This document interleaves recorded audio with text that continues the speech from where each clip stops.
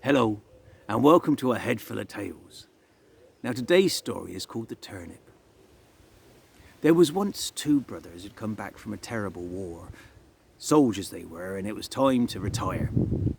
Now the eldest brother, he came back very, very rich, which probably meant he did terrible things. Now the youngest brother, he came back very poor. In fact, all he had on him was a pocket full of seeds. Now the youngest brother, he hung up his coat on a hook, and he decided with the little bit of land he had that he was going to grow something. So he took the seeds from his pocket and he sprinkled them all over his land. And there grew turnips.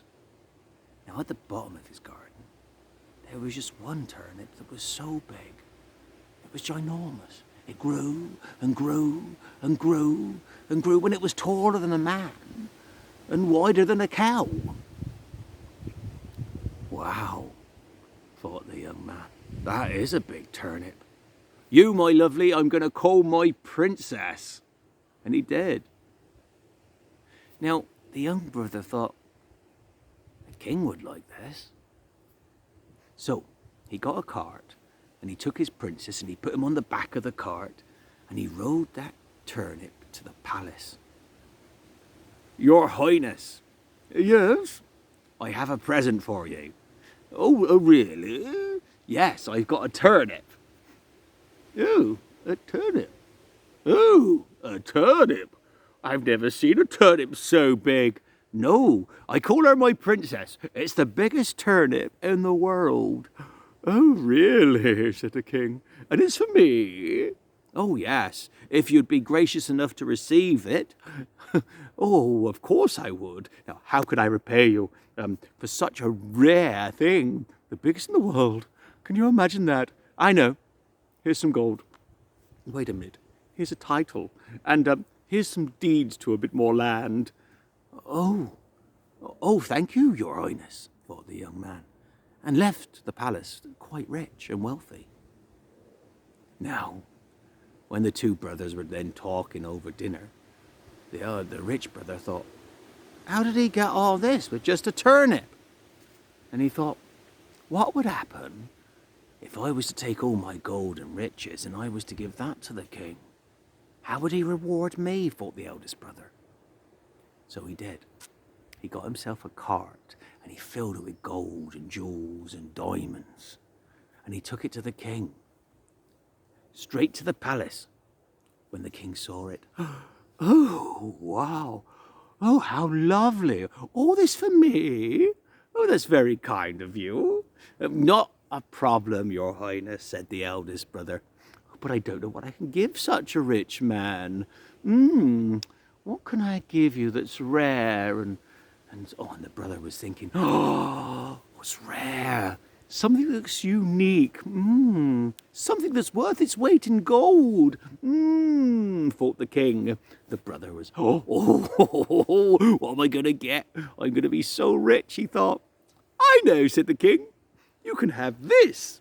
And he turned and presented him with the turnip. The eldest brother's face dropped as the turnip was lowered onto his cart, and the king sent him away. He sighed, and he rode back to his own house. And as he rode back, anger started to sort of just gnaw at him and grind into his soul. And then he started to hate his brother for such a stupid idea. And then he sort of thought, that brother of mine needs to be taught a lesson, he does. Needs to be taught a lesson. He couldn't even speak properly. He was so angry. And the thoughts kept messing around in his head until he came up with an idea. He was going to get his brother murdered.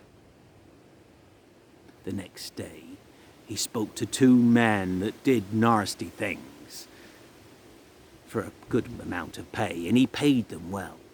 He arranged to meet them somewhere in the woods where they would take his brother away and then get rid of him.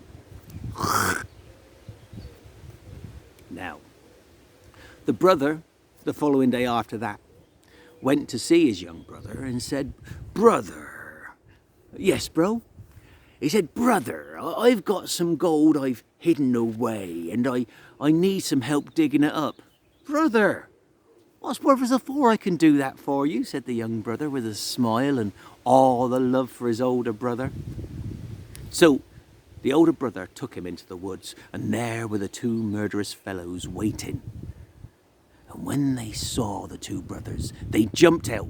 The eldest brother ran away, and the two murderers took a sack and shoved the young brother head first into the sack, and they tied up the top. And then they took the rope, and they pulled the sack up into the trees and tied it off and left it there. That'll teach him. He can just starve to death, said the two murderers, and ran off. Now the brother was held in the tree, just swinging like a punching bag. Oh, what am I to do, thought the brother, when he heard some singing. He made a little hole in the sack and could see that down the pathway a student was coming. So he pulled at the hole in the sack and popped his head through. "Hello," said the young soldier. And the student thought, "Oh, what's going on here? It must be a thief." So he took stones and he started throwing them at the bag.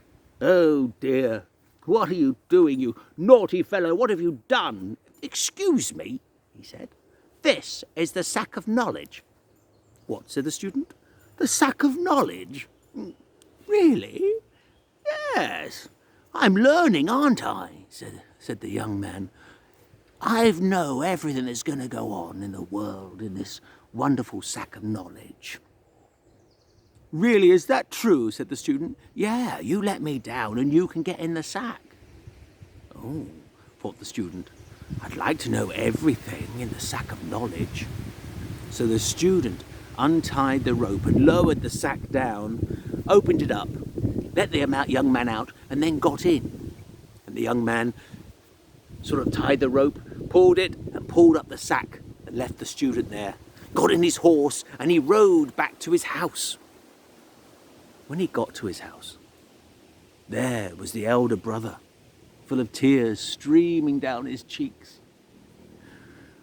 Realizing what he had done and the brother he had lost, the kind-hearted brother, the young brother saw how miserable he was. "Hey, brother." The older brother looked up. "Are you a ghost? Come to haunt me?" "No," said the younger brother.